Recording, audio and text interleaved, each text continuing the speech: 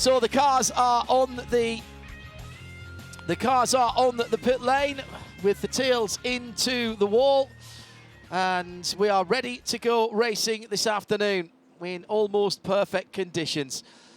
Finger Lakes region of New York is where we find ourselves. Upstate New York, Watkins Glen International. Big history of road racing round here. 4 years in the late 40s and early 50s, but racing was really, really dangerous in those days, and a permanent road circuit was constructed. We race on what's called the Grand Prix circuit. That means we use the toe and the heel of the boot, so the longer version of the circuit down towards turn 1 is a tricky overtaking position, but it's possible to do it. The inner loop, again, if you're brave, you can make it happen. Also into turn 8, just over the top of the brow, and then into that right-hander that brings you back onto the start-finishing line.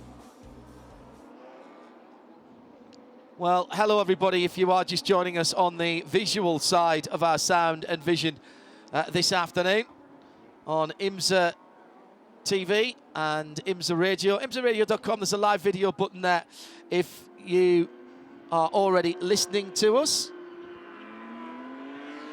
It's John and Jeremy once again, and it'll be Kai van Berlo who starts things off at the front of the field on an all Kelly Moss front row with Riley Dickinson. Cracking performance in qualifying by all these drivers. Pro-Am pole position is the number 99 iFly Kelly Moss Alan Metney car, 8th position for him.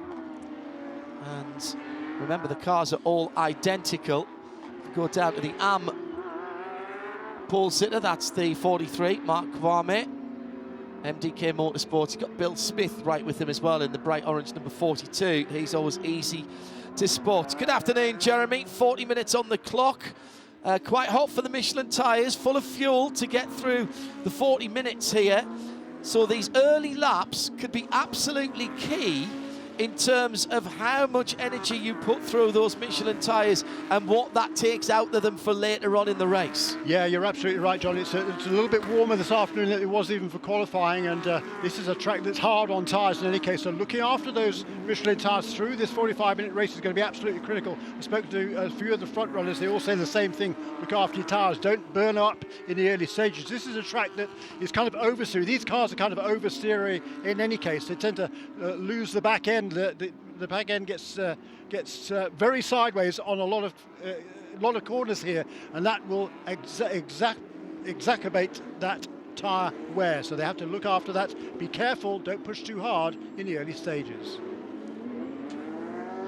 And just as Jeremy says that, of course, we do get a little bit of cloud cover that will make a difference. This track was resurfaced a wee while ago now. I tend not to try and commit myself to actual dates and years of things, because with 2 years of racing and certainly travelling to races pretty much taken out of the timeline, it's always a little difficult to remember what they are. The Porsche 911 Turbo bringing them to the start. It will be a rolling start, 2x2, side by side.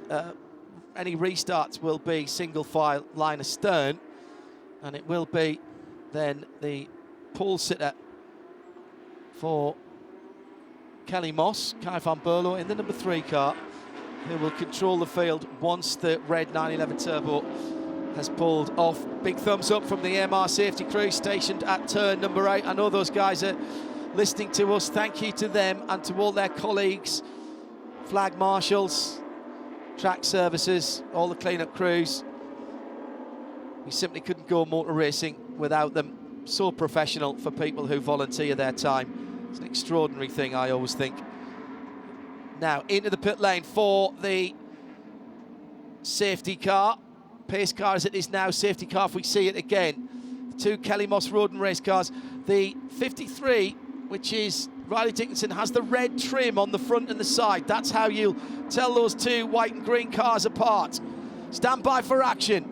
Race 1 of 2 for the Porsche Carrera Cup North America, presented by the Cayman Islands. They're all moving across to the inside, but they're doing it as a pair of lines of cars. wow, that's a noise as they go past us down into the first corner.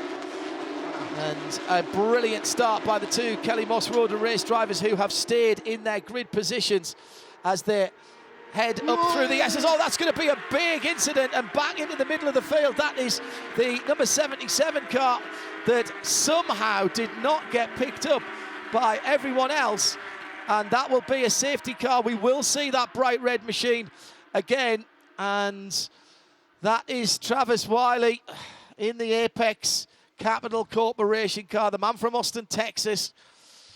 And he's moving, he's got the door open, but that was a very big impact. Even on the first lap, Jeremy, they're really motoring around there. These cars over 500 horsepower, and that's going to have taken the breath out of Travis. Yeah, just 18 years of age from Austin, Texas. The youngest driver in the field is Travis Wiley. He's had a pretty good start to his season. He's running 9th in the points. Had some finishes in the top 10, but he's not going to have one today. That was a very scary incident for Travis Wiley. High speed corners down there, and already the AMR intervention vehicle, the full-time safety crew here with IMSA on the scene. The rapid response vehicle is there. Start is under review. I suspect there's some people... Well, what was interesting about the start, John, is that Riley Dickinson was sort of holding in the middle of the track there as Travis Wiley gets out of that car into his own scene. Good to see Travis. He waves to the crowd there. He'll be sore from that, though. He certainly will be later on. That was a really nasty incident for Travis, but great to see he's okay. He's desperately disappointed, of course. Well, let's see if we can unravel what happened.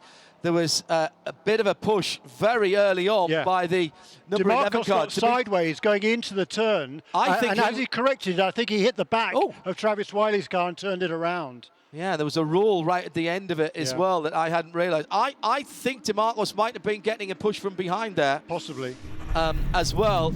Race control will want to unravel all of that. And Travis, I think, with the adrenaline having sapped away from him, probably not feeling too good at the moment. So he's looking back at the car, which has stood up remarkably well. So watch out for the black number 11 car. Was the side? I think there might have been side by side, and the front wheels touching. And that might have done that original. It's very difficult to see. DeMarcos got sideways in car number 11. Yeah, they kind of squeezed each other, didn't they, going up the hill there? They were sort of they were overlapping, so they weren't really side by side. They're kind of overlapping, and then DeMarcos' car got sideways, and as he corrected it, I think he then tapped the rear of number 77 car and sent it around. So I don't think you apportion any blame there. It's just sort of one of those unfortunate racing incidents. It's corner 2.5, lap 1. Everybody's still in their grid positions. They were side by side and coming up the hill. And when you are close together, you are trying to make as much of progress forward. Really nice bit of driving by everybody behind Tyler, who was clearly going to spin back across. Grant Tolke for ACI Motorsports in the green car, having to make, it was the lightest of touches. Yeah, but watch the green car speed, come through they're already here, doing the better part of 100 miles an hour. Oh, yeah, all of that. Yeah. All of that, absolutely. Very, very nasty moment. But proof, if proof were needed, how strong these cars are built, strongly these cars are built. Kyle Bolo still leading, by the way. There was no change in the leading two as the yellow flags came out for what was going on behind them. They'll have been oblivious to that. DeMarco's still running in the number 11 car. He didn't seem to pick up. I can't even see a scratch on that car, to be honest, in the Deluxe 311 RS Motorsport machine, the gloss black car. Now, the good news is that I think we'll get that car moved fairly quickly. We're staying under yellow and circulating at the moment. Just looking at the left-hand side of DeMarcos's car, and it looks pristine. That tells you how little when you are leaning on these cars, you are on, that's an oft-used term, on the ragged edge of adhesion. Yeah. And what you've got at that part of the track as well, Jeremy, is a downhill into a compression, which all of those are going to be putting forces onto the suspension of the cars and dynamically moving the cars around. Really odd place for DeMarcos to lose it there, but it was just a little wiggle from the number 11 car. And in getting that straight, that was what pitched the front end of the left front into the right rear of the number 77.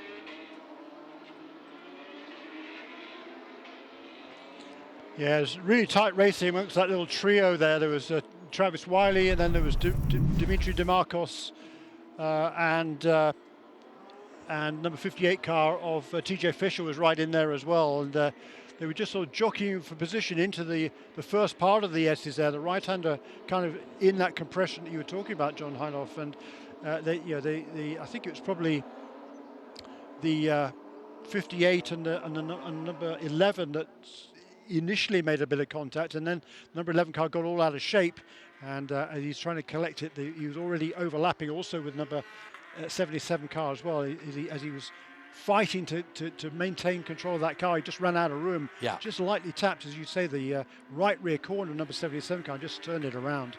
And at that point, Travis Wiley was a passenger, and that was a pretty wild ride he went on. It was a kind of a lazy spin at the end, but at that point, you've already made a heavy-ish contact with the barrier, and then you just sort of kind of waiting to end, and it just sort of dug in.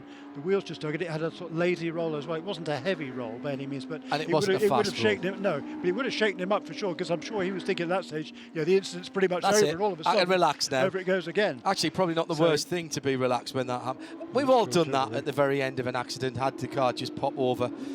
Mine stayed on its roof, unfortunately, so it's a little less easy to extricate oneself from it. There's a bit of barrier damage on the right-hand side running up the S's as well. That was the initial impact point with the number 77 Porsche, and there is one of the stays that needs a little bit of assistance to be put back straight, but fortunately a winch and a Dodge Ram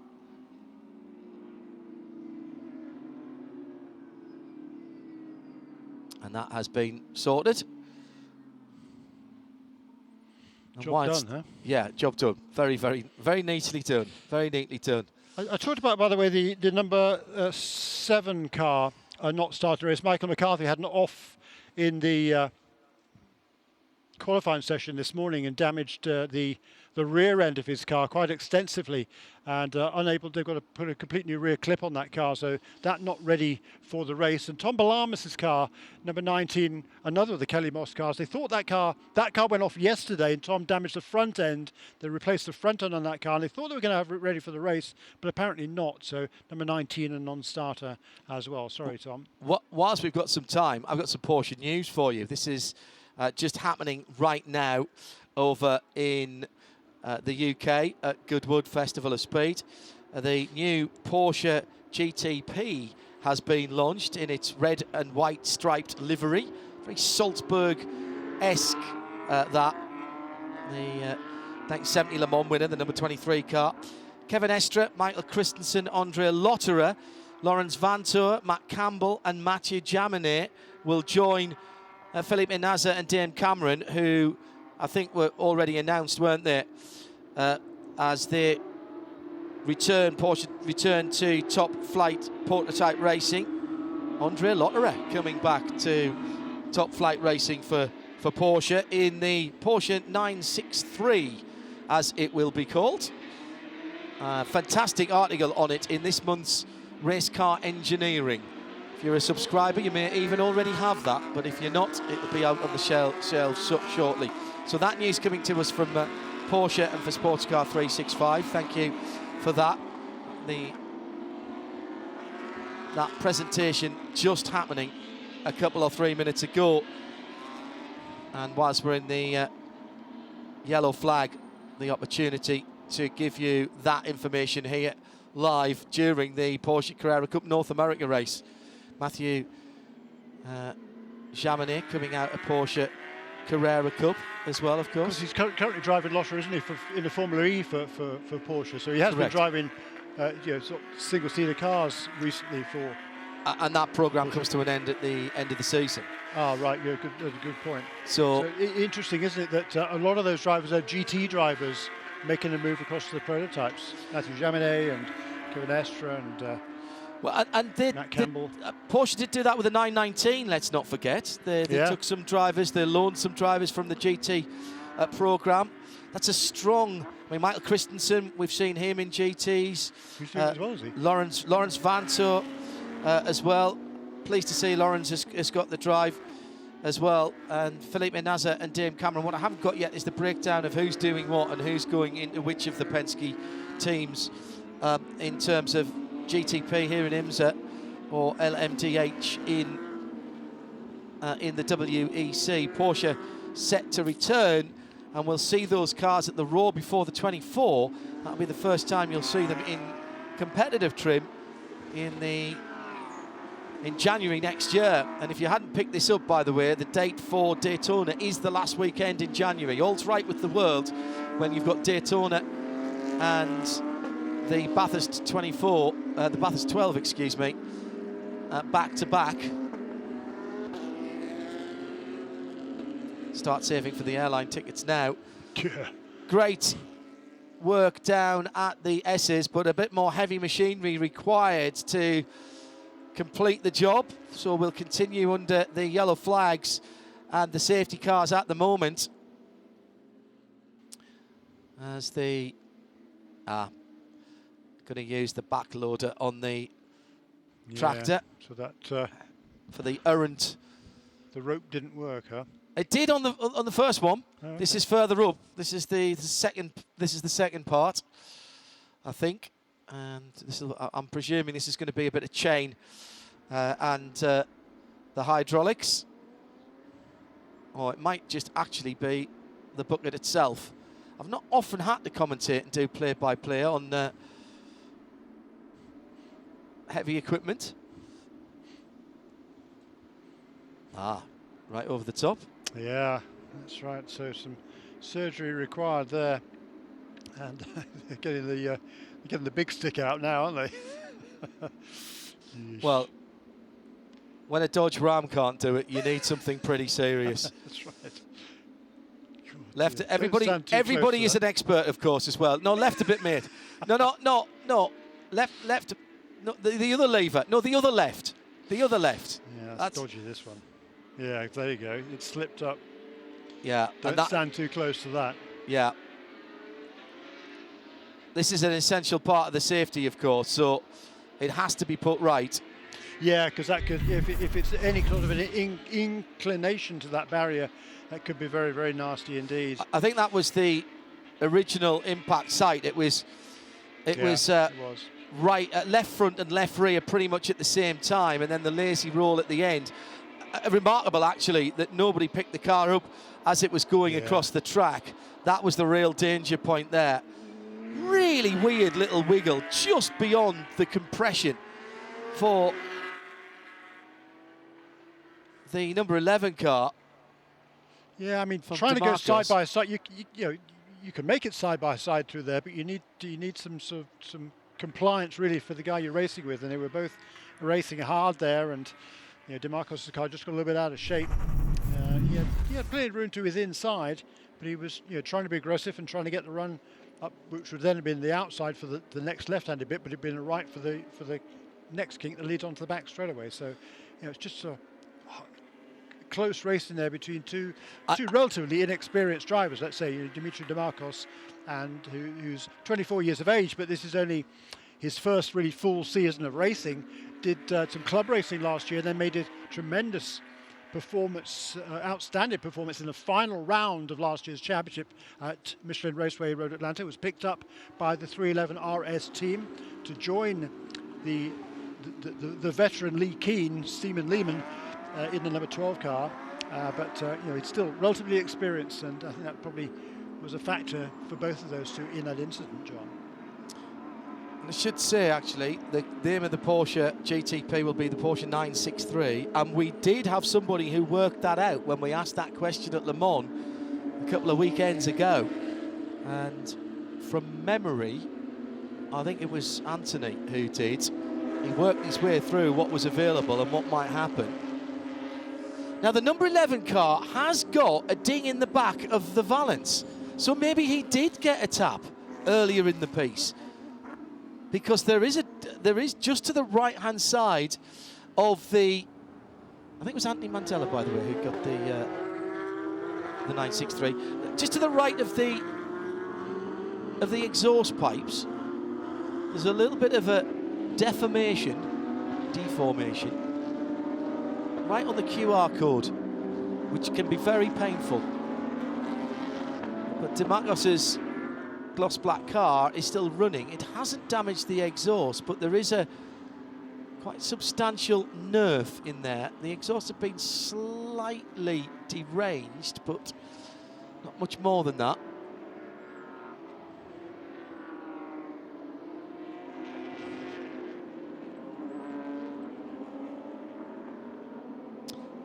This is still work going on up the S's.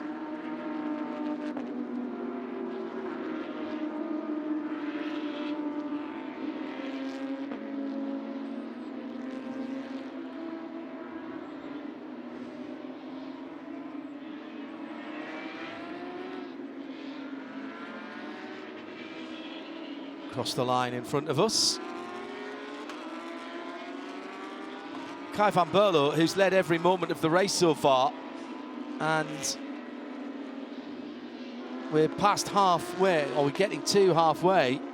There's 40 minutes, and we've not had a full green flag lap here. It'll be frustrating for the drivers. Oh, hang on a second. I think the lights on the safety car might actually be out already.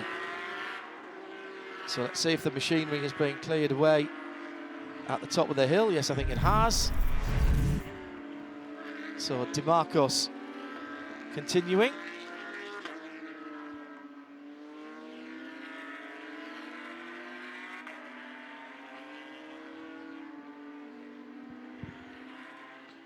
So the start was under review, but nobody actually changed lanes, although Riley Dickinson got pretty close to the pit lane wall after the green flag.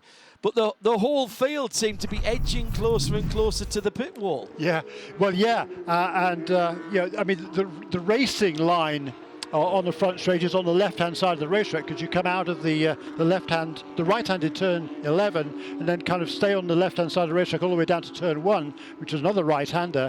But Riley Dickinson, quite cleverly, I think, was holding the middle ground to keep the pole sitter, who's on the inside, on the dirtier side of the racetrack, on the inside.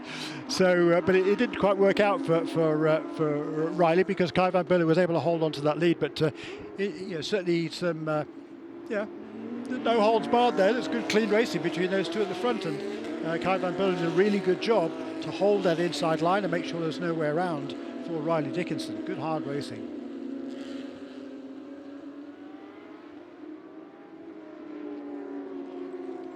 Let's hope this time around we'll have a bit more luck. It was the green flag, by the way, was waved by Dab Daimler of M&T Bank on behalf of Deluxe. So thanks for that, Dab. It was only a few seconds later that the yellows came out, but well done.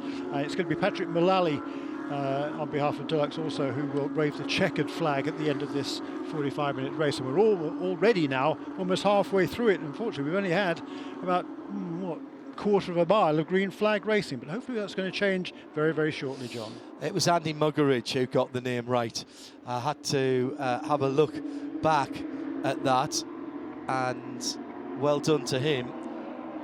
I'll try and rustle up a little Porsche something for you, Andy, at Le Mans a couple of weekends ago. So well done to you. Back to green flag racing.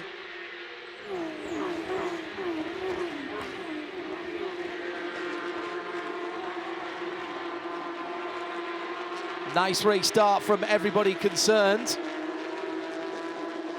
And as they head through past the scene of the incident. Everyone has dropped into single file, of course. Just under 20 minutes to go as they head up to the inner loop for only, actually, for the first time under green conditions. I think the yellows were out before we got there last time around. Yeah, you're right. So hopefully now, that's certainly going to be to ease the concerns over tyre wear during this race now. We've only 19 minutes to go. Several drivers telling me they're going to be to kind of take care of the tyres for the first 15 minutes and then go racing after that was what I was told. Well, there's only 19 minutes remaining now, so they can go for broke and push a bit harder.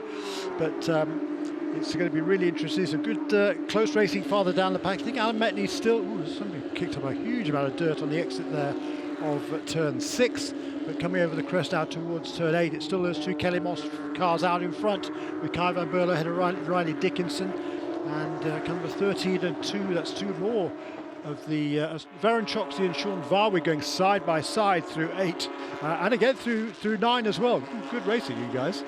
Yeah, nice, very respectful racing, so you can get two Porsche 992 Cup cars through that area of the circuit. Mystery Machine colours for Matt Holcomb there, heading into the final corner, but it's the two Kelly Moss cars that are out in front from Parker Thompson in 3rd position.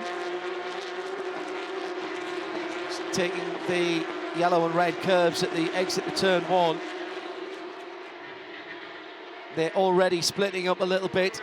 It was just over a 10th at the line between Van Berlo and Riley Dickinson. Under 18 minutes to go.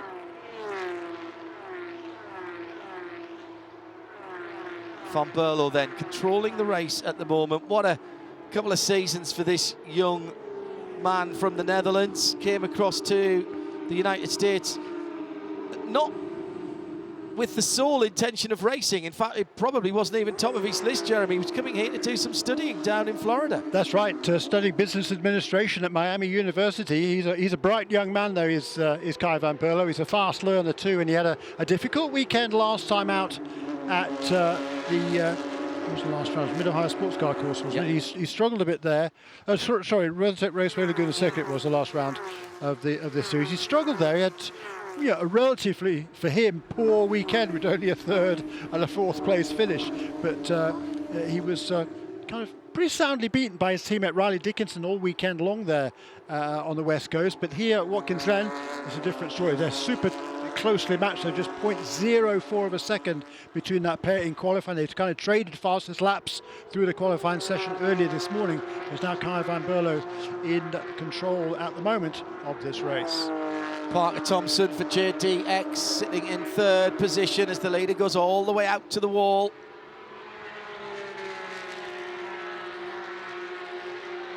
Flat 6s burbling away, screaming away in the background. Actually feel the sound through our feet here on the top of the grandstand. Alan Bettany puts in the fastest lap for the Pro-Am category. 1:51.0, fastest lap in the race to Kai van Berlo, 1:49.497. Yes, but not on that last lap, interestingly. No. It was the first line that was his fastest. The previous lap, fractionally slower this time around at 1:49.51, so only 0.02 of a second. But several cars behind him, including Parker Thompson, did set their best laps last time around. There is Alan Metney in 7th position, best of the Pro-Am cars. Really good run by Alan. I saw him briefly this morning, and he was looking super relaxed. He's got 2 of his daughters cheering him on here this weekend. They're going to make a family vacation up in the Finger Lakes area, going to spend some time doing a bit of camping, he says. And he's doing a super job right now. He leads the Pro-Am category by 13 points over Justin Oakes coming into this weekend. And that kind of a 99, the iFly car leads again in the Pro-Am class, 7th position overall. Yeah, and John Getz has put the fastest lap in the AM category. That's led by Mark Kwame in the MDK Motorsports car. He's down in 20th position in the number 43. 99 has always been the number of Alan Metney. He used to race with a pretty plain white car. iFly is the indoor skydiving company, isn't it, that Alan is involved with? Set up by Alan, as you say, who was a former member of the US parachuting team. Oh, wow. Of which there is thus. New fastest lap there for our race leader, 149.287 for our race leader Kai van Berle last time around. The lap record, by the way, was set by him last year, a 148.6. The qualifying lap record was beaten this morning by 2 or 3 tenths of a second by Kai van Berle, but he's still some way away from his lap record during a race set last year. And interestingly, John, these cars, they set them up quite differently for qualifying than they do the race.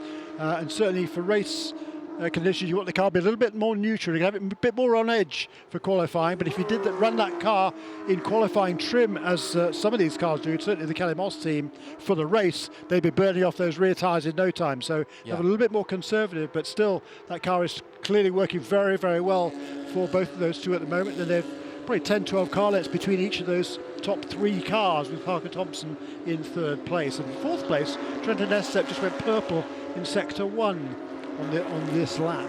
Yeah, those magenta times means that is the best of anyone. Varenchowski from Atlanta in the Wright Motorsports number 13, weaving around, trying to hold on to his position. So he comes through turn number 8. Behind him, well, actually he's in a canny little battle there, decent little battle there with Alan Metney, who's right ahead of him. And Alan will be, well, he's always there or thereabouts, Alan. Sitting in 7th at the moment with Varenchowski behind him and Sean Warwick in the number 2, another pro car. So Alan liking to mix it with the pros. No difference in the spec of the cars now. As, in the old days, there was slight differences between the pros and the pro-ams, but not anymore. And the Carrera Cup North America, I think unique in Carrera Cup with the 992 cars, to have selected ticked the box, ticked the option box for ABS. And the thinking behind that, and I talked to the guys at Carrera Cup North America, was that they recognise that there are 2 different types of drivers here. We've got a full pro class for the first time ever in the Porsche series in the States. And a lot of those pro drivers will be moving on to something else. Behind them, you've got some very talented non-pro drivers. And the categories here are decided mainly by age, although not entirely. There is a system by which, for example, Lee Keane, who would qualify to be in one of the other classes, he has been categorised as a pro because of his pace, and even Lee hasn't argued with that. He understands that entirely. But there are 2 distinct types of drivers: those who are enjoying themselves and having a great time. No, everybody's enjoying it. Oh, yes, of course. Right. Yeah, that's very true. And those for whom this is a career step. Yes. And for both of those, Porsche Motorsport North America made the reckoning that ABS was a good idea. Number one, for those who aren't career drivers, that's one thing, and a bit of ABS is a little bit of help. But what about the pro drivers? Do they need the ABS? No, they absolutely don't. But they will be moving into cars if they are following an endurance career path that probably will have ABS, so either GT4s or GT3s. And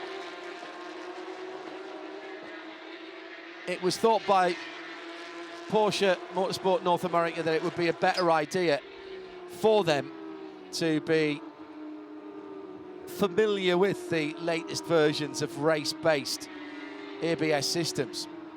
And I can tell you from driving some GT3 and GT4 cars, although not very recently now, that the race systems are very good indeed.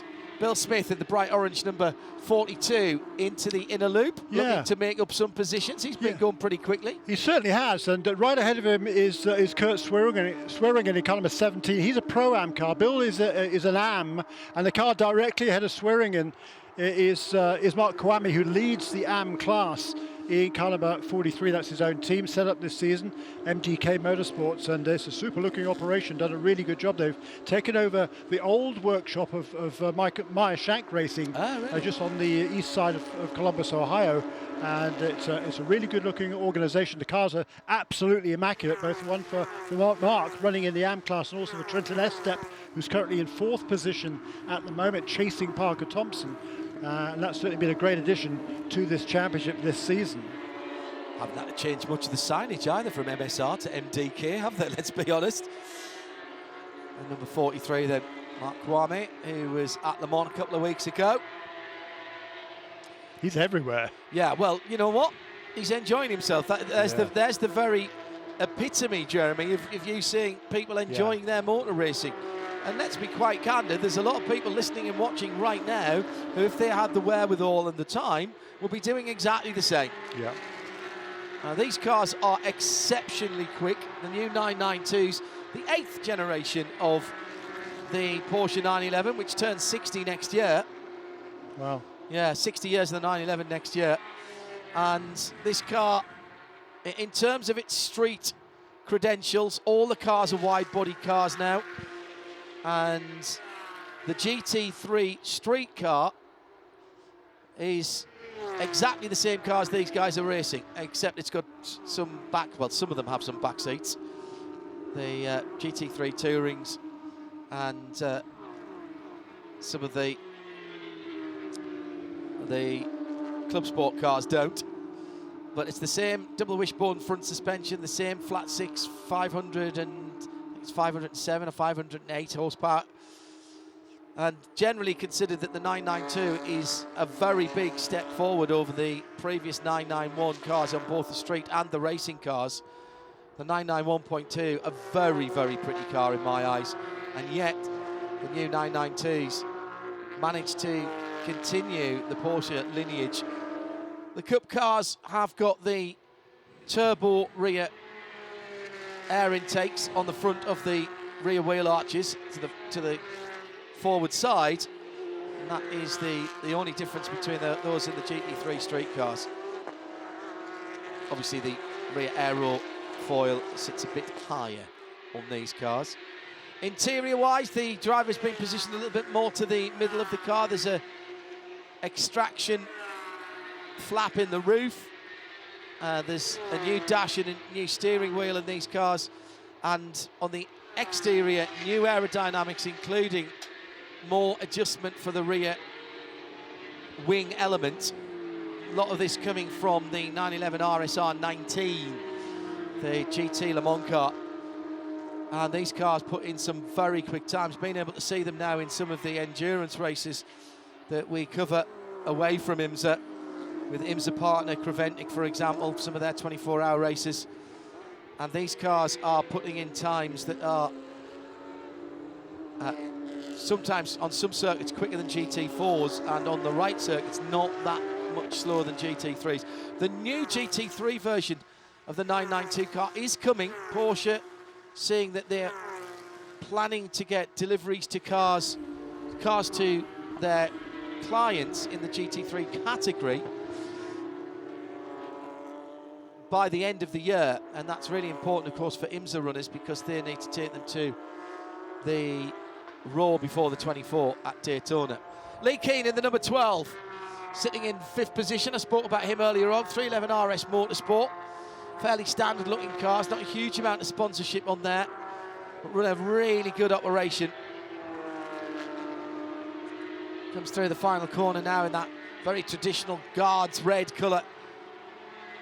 Very much a Porsche signature tone, that. Down towards turn 1, all the way over to the white line on the left-hand side before he cuts it back.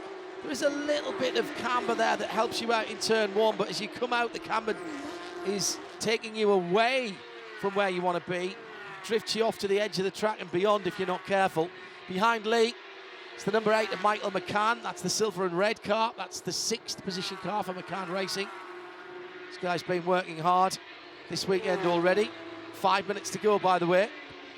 Michael into the inner loop. Big hit on the curb on the way in. Mind the middle curb, and then the 2 outbound curbs. You pretty much put all 4 Michelin tyres onto the last left-handed part of the curb and then straighten it up to get the best run you can into turn 5, the outer loop. It's Michael McCann then in 6th. In 7th, Alan Metney is up to 7th position now in the best of the Pro-Am cars. Goes a little wide into the toe of the boot, but then drags it back in the second part of the corner. That's perfectly acceptable. He's got Varun Chosky and Sean Barwick behind him. In the 13 and the 2, they head over the brow and into another downhill braking area. I do like the colour scheme on that Wright Motorsports car of Varun. Then a little bit further back, TJ Fisher for Top Racing. He'll not be happy sitting in 10th position. Dimitri Tamakos in 11th, in the number 11, the black and red car. That damage on the back, you may have seen the replay earlier on. That was from stacking up at the start, and then behind them, the 65 is Efren Castro, 2nd in Pro-Am. As his competition in that class, Alan Metney sets another fastest lap in class, 1:59.8. Check that, 1:49.8. Yeah, and super consistency at the front of the field by Kai van Berlo now. Last 4 laps will be within a 1/10 of a second or so. 1:49.0 last time around for our race leader. He set the fastest lap a couple of laps ago at a 48.87. And he's stretching his lead now. It's almost 3 seconds over his teammate Riley Dickinson. And then farther back, we see the number 58 car, that's TJ Fisher, just ahead of DeMarcos. Then in the 2nd place car in Pro-Am, Efren Castro, but quite a long way already behind the leader in Pro-Am, Alan Metney. 7 seconds between 1st and 2nd in Pro-Am. In Am, however, Bill Smith has got past Kurt Swearing, and he is chasing after Mark Kawami. That's the number 43 and number 42 car, running in 20th and 21st positions. As they head around the carousel and down into the boot. 2.5 minutes to go. That will be, well, depending when they cross the line. I think we might see the white flag this time around, Jeremy, for Kai van Berlo. Where is he on the circuit? He's just going through now. No, we won't. We won't. He's gone through early enough. I just checked down there. And he has gone through to start what will be for him lap number 17. He's got a healthy and comfortable 3-second lead to his teammate Riley Dickinson. There's not really been a challenge to him. He has ahead of him the blue numbers indicate the Pro-Am category. Nice bit of driving there for, I think it was Craig Conway, was it?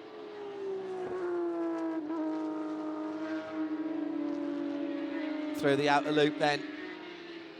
1 lap to go after this for Kai van Berlo.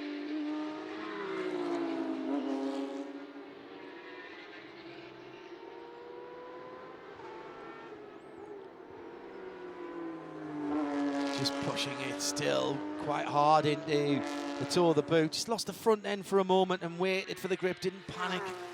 Front end came back to him. So it will be white flag for him this time around.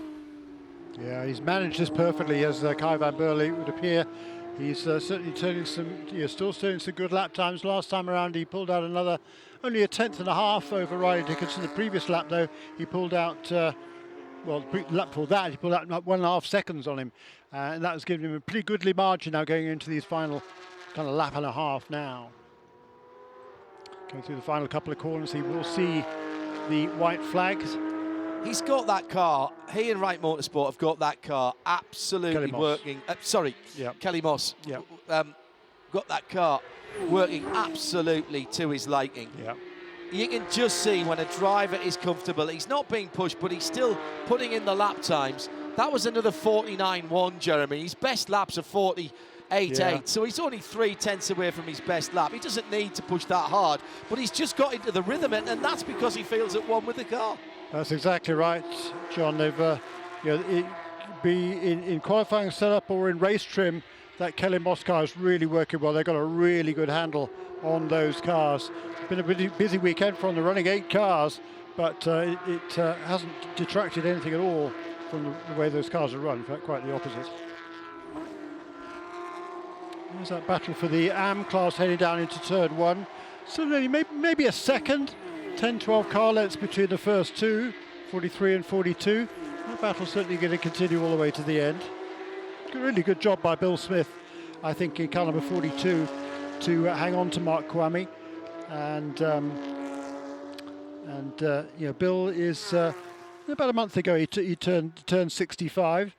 He is the oldest driver in the field, but he's driving absolutely superbly in that car number 42, the orange car, chasing after Mark Kwame. But this is all about Kai van Berlo at the front of the field, looking to cement his championship lead. He already has 11 wins to his credit last year, and this would be number 12.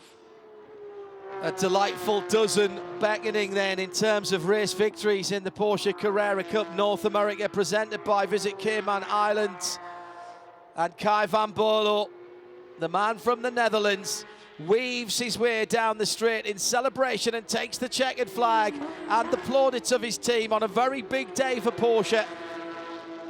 In second will be his teammate Riley Dickinson, and on the podium in third, JDX's Parker Thompson. Coming to the line now, well inside the top 10, in 7th position for Kelly Moss is Alan Metney in the iFly 99. And in the AM category, looks very much like it's going to be Mark Kwame. It is. Bill's right with him. Bill Smith's right there. Maybe 3/4 of a second, if that. Kwame can't afford to let up. He comes through the final corner. And Mark will take this one. Storming drive by Bill Lowe. He'll take great pleasure from that one. And that will set him up nicely for tomorrow. Yeah, Bill Smith did get fastest lap, I think, agreed. of those AM contenders. Did he just... Yeah, stand by, Jeremy. I can tell you that because I've got it. 52.2, just here. Very close. John gets to the 52.289 was the fastest lap, and yes, that was Bill Smith. Yeah, John gets to the 52.3, and the winner, Mark Kwame, 52.4. So Bill had to pass a few cars there. He was sitting in 4th in class when he set that fastest lap. I'm pretty certain I looked across and he was 4th in class. So he had to do a bit of work there to get onto the AM podium. Take nothing away from Kelly Moss, though. And they have put together a phenomenal programme down through the years. And the Racing for Children's car comes home at the front of the field. Van Berlo missed out last year to Sebastian Prix by relatively narrow margins. It was one off weekend and a non-finish at VIR, and a bizarre weekend for the pair of them actually at the Porsche Together event at Indianapolis, where neither of them has scored particularly well. But that was the one that really helped him. Here's the points unofficially from Jeremy. Yeah, it was a 22-point edge for Kai van Berlo coming into this weekend, but with a clean sweep here with a pole position, which is worth 2 points, and the fastest race lap, which is worth another 1. That'll be a total of 171 now for Kai van Berlo. Parker Thompson, who finished 3rd today for JDX Racing on 1:38. So that is a 33-point margin now, so extended by 11 points just this morning going into tomorrow's race. Riley Dickinson with a 2nd place finish today is still in 3rd place in the points on 1:07. And then Trenton Estep, who was closing up on Parker Thompson at the end there, finished only less than 0.4 of a second behind him. Actually set his best lap on that last lap, did Trenton Estep for MDK. He is 4th in points on 99. The other two classes both won by their points leaders coming into this weekend. Alan Metni taking his third win of the season in in Pro-Am, and Mark Kwame taking win number 5 out of 7 starts in Am. He's got a future, this lad, hasn't he, Van Berlo? Yeah. We saw that Sebastian Prix, Multimatic contracted driver, he was at Le Mans not so very long ago, and he's used this as a stepping stone to put himself in the spotlight. Maybe Kai van Berlo is a name that in years to come will be adding to some of those that we read out earlier on. He'll be part of that Porsche 963 programme, 963 programme that was announced today over in Goodwood. And by the way, Lawrence Vantour has told me he's going to be part of the WEC team, so we won't get him back over here. He loved racing over here. Everybody does. Everybody does, yeah. Lawrence was quite outspoken about how he liked the old school tracks and how he felt that, mistakes had consequences. And as a driver, you want to minimise your mistakes and maximise your pace. And yeah, we have some great competition over here and some fabulous racetracks as well. You're absolutely right. But this young man, Kai van Berlo, yeah, he certainly is a potential star. We saw it last year. He won more races than the series champion, Sebastian Prix, last season. But Prix came away with wins primarily. Well, I mean, he won on points only, but he also had a lot of pole positions last year, which last year was worth 5 points. This year only 2 for the pole position. But those two drivers clearly very, very talented, and Kai van Berlo picking up that baton and taking it from Seb Prix. So that's the first one of 2 that is in the books. Big accident early on, which put a lot of yellow flag laps. The good news is that the driver was absolutely fine. Alan Metni wins Pro-Am. Mark Kwame wins the Am category. And at the front of the field, Kyle van Berlo makes it 12 races in the Porsche Carrera Cup North America presented by Cayman Islands, that he stood on the top step of the podium.